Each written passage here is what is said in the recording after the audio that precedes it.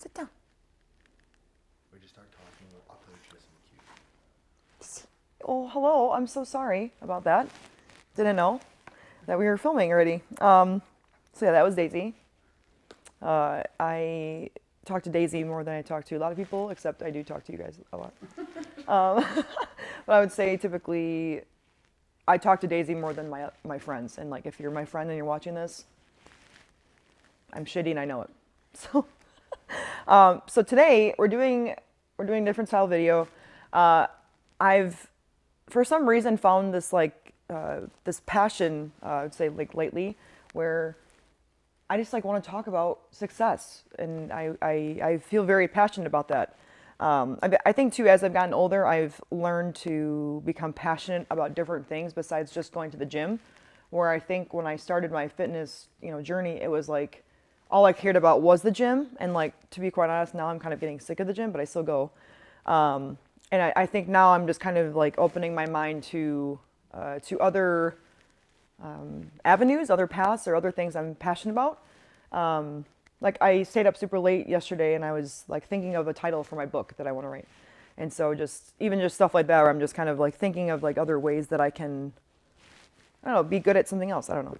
And so that being said, if you haven't read the book Relentless, you need to read it. It is a very powerful book because it will kind of honestly force you to kind of look at yourself and be like, like when he says certain things, you're gonna have to start looking inside of yourself and be like, okay, so do I fall in here?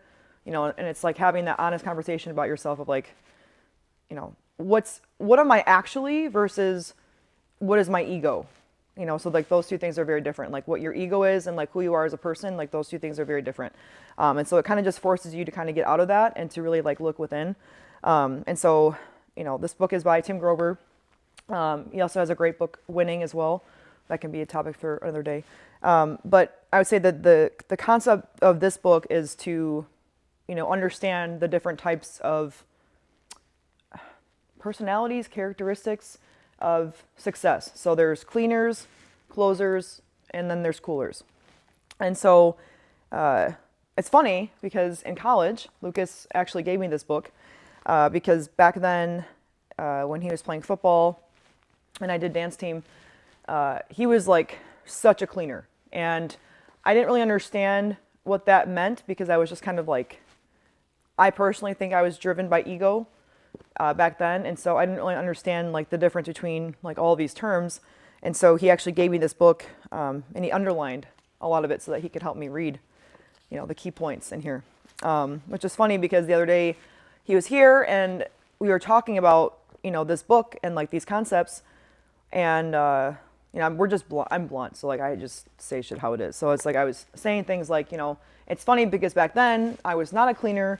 And I would say I've kind of morphed myself into becoming a cleaner, but like I learned what a cleaner was because you like were telling me, one, how to be one, and also two, with football, you did the most, and so like that was like inspiring to me because, especially like if you're an athlete and you play sports, you understand that to be a part of a winning team, you have to have teammates that are willing to be good team players. It's not just about one person on the field.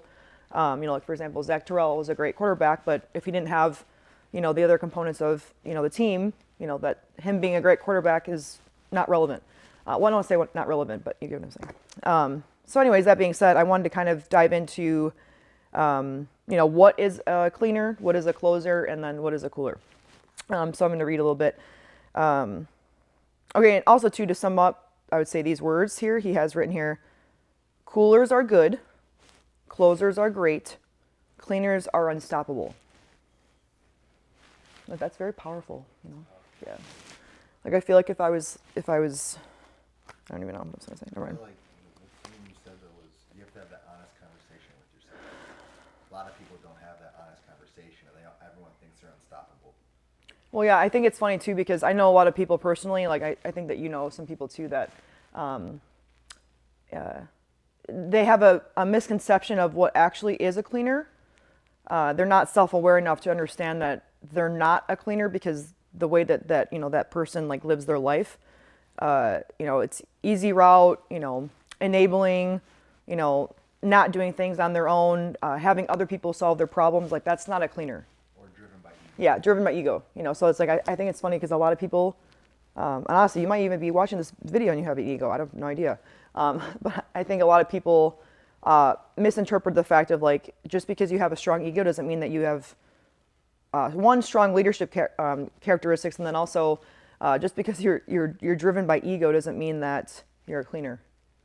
Because again, reality and not reality. So thank you for joining us. Hey, thank you for being here. Yeah, thank you. Appreciate it. Cleaner, cooler. Oof.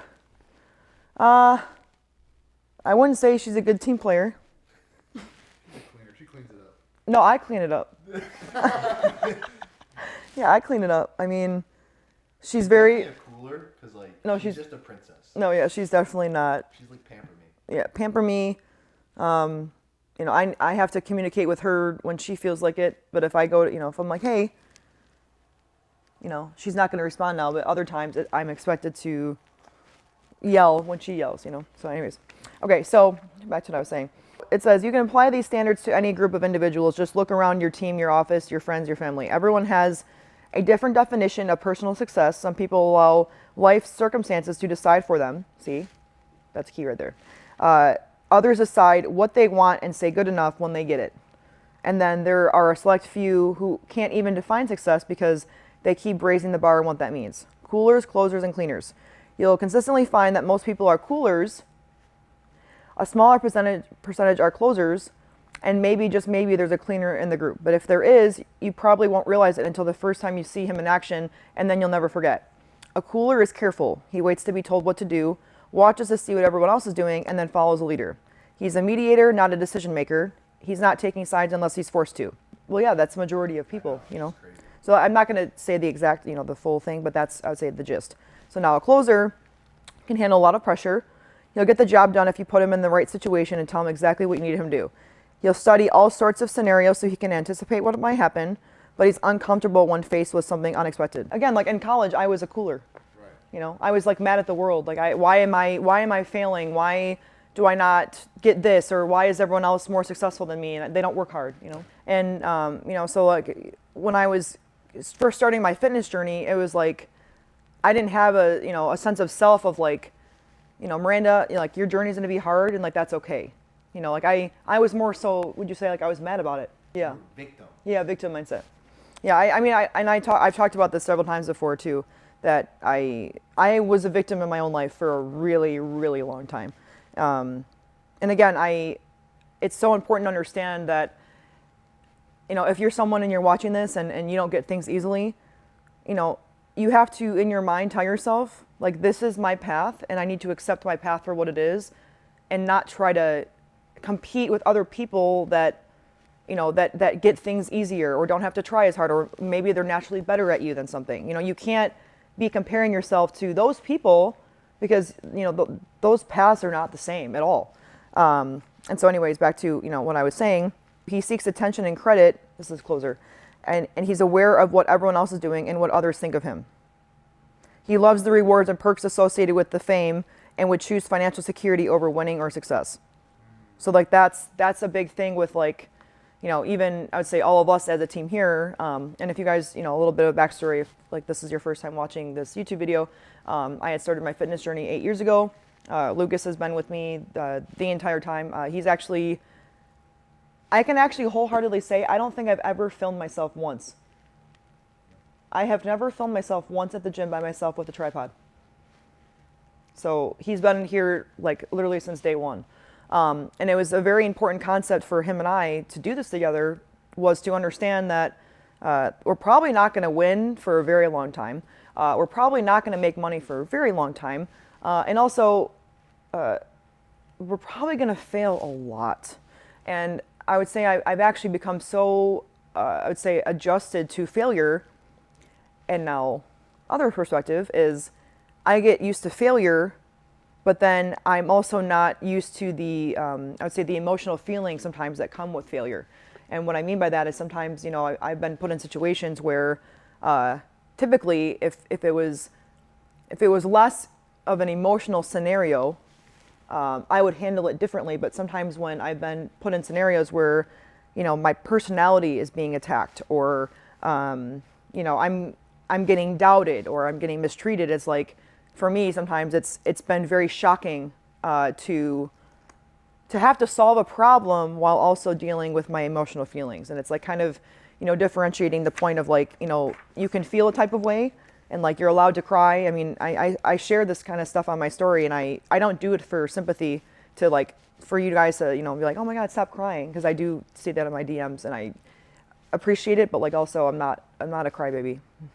But it's more so like when I'm crying, it comes out of like I'm so frustrated that that's the only emotion that can be shown or that I can experience, because it's the situation or experience is that dramatic or that detrimental to my mental health, to where I'm just crying and I have to figure it out, so it's like stuff like that where I think honestly a lot of people don't talk about that kind of stuff, or what goes on behind the scenes, and social media to me doesn't do a good job of showcasing those moments. But the other day I showed you guys, we were having a meeting at the hair salon,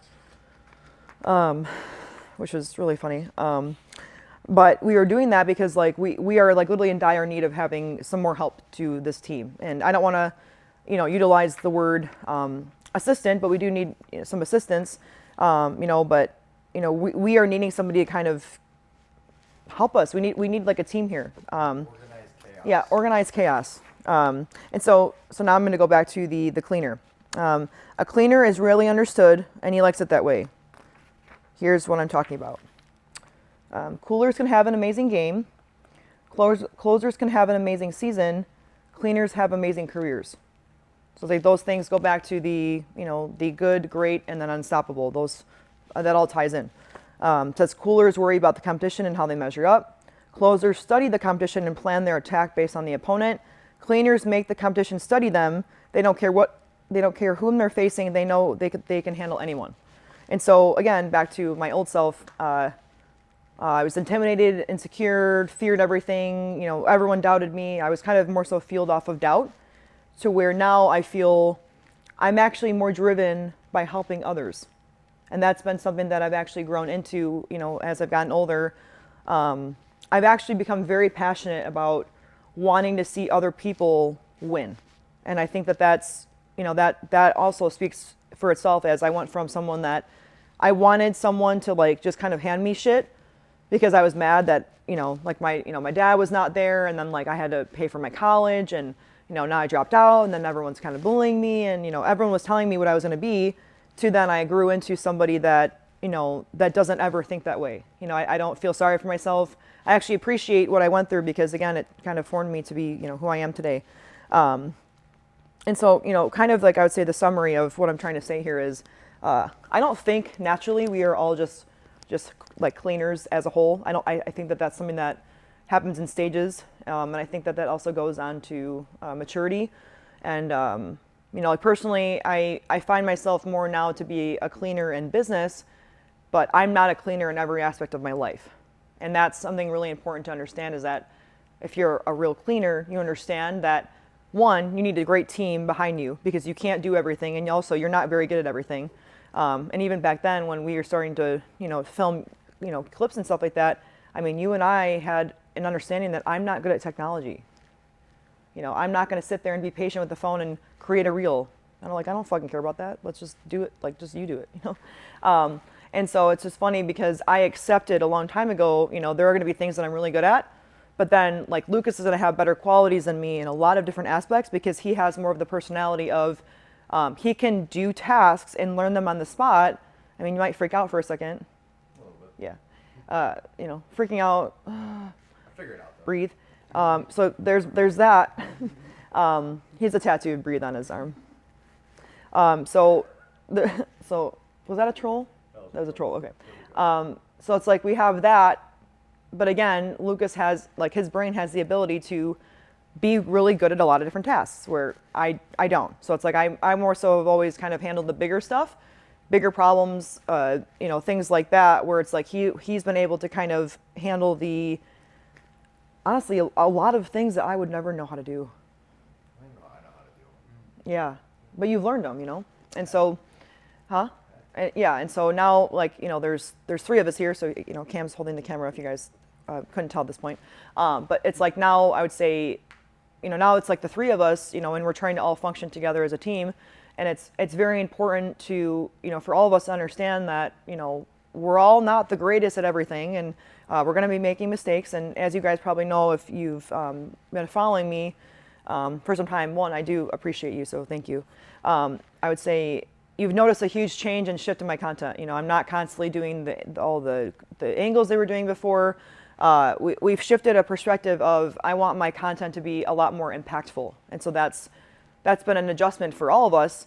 And then also, Cam coming in here and and having to learn my best side, my best face, my best angle, what we're looking for in content, and so we're all adjusting here, and we're all trying to figure out how we could be, the best, I would say, individuals, but also, the best team. And I think that that's super important to understand that if you want to win, you have to have other people within your group that are in your inner circle that also want to win. And again, when life smacks you in the face, are you going to be the first to walk away? Are you going to be the first one to leave? Or are you going to say, no, we're going to figure it the fuck out, and I don't care what happens, but like eventually we're going to win, and it doesn't matter how long it takes to get there. Like, we're going to be in this because this is what it takes. And it's like, that's, again, the mindset to have of, having a hobby and you're turning into a passion, and then your passion is turning into your full-time career. Those are the things that matter when, understanding that when you have a business, you're going to learn a lot of fucking shit, and it's going to humble you. It's going to really humble you. And so for me, yes, my page has grown, and like, lots of amazing things have come of that. However, for me, it's like, okay, so how do I sustain this? How do I continue to get better at it? And then also, how can I navigate myself to be better at other avenues and continue to navigate myself in other different spaces? How can I be good at everything? So it's like, to me, sometimes people ask me like, when will it be enough for you? And it's not about the money. 'Cause I don't care about the money. I've actually always paid other people before myself. I've made so many sacrifices, and I think we all actually make sacrifices to make this happen the way that it happens. And so, more of the story is like, if you are wanting to win, you're gonna have to lose first, and you're gonna have to lose a lot more in order to win. So this is a different type of video. Let me know if you guys like this type of video. Also too, I've in my time, I've actually struggled taking compliments because I'm the type of person where I'd rather give it to somebody else. Like, I'd rather not have the attention on me. So it's like, I've actually worked on this with my therapist. Like, when someone says blah blah blah blah, Miranda, it's acknowledging, make eye contact, thank you, and then also not feeling pressured to have to give another compliment back, because now we're talking out of fear, and that kind of shows that you've, one, probably not been taken seriously your whole life, and then two, it's honestly just insecurity. So anyways, we're gonna wrap this up. I'm not an expert at a lot of things, and I'm also willing to learn every day, and I am also willing to fail a lot, because I understand that honestly the only reason why I'm here is because I've overcome a lot of failure in my life. Relentless. And I've been, yeah, that's right. I've been relentless. Every time someone's been like, hey, Miranda, we're gonna kick you down. We're gonna just keep you right here. Every single time that anyone or any situation has made me feel that way, I obviously cry, and I feel. I'm not a robot. I have feelings. And so I feel, and I probably have a temper tantrum. I cry more now than I did when I was 3. Cry a lot more now. Facts. But you come back harder. But I come back harder, and we just fucking win. That's all we gotta do. So anyways, let me know if you like this video. I feel like this was cool. It was. Yeah. Podcast, stay tuned. I'd love to actually, be my real raw self and just say a bunch of shit that's probably gonna offend everybody. Okay. We'll catch you in the next one. Bye.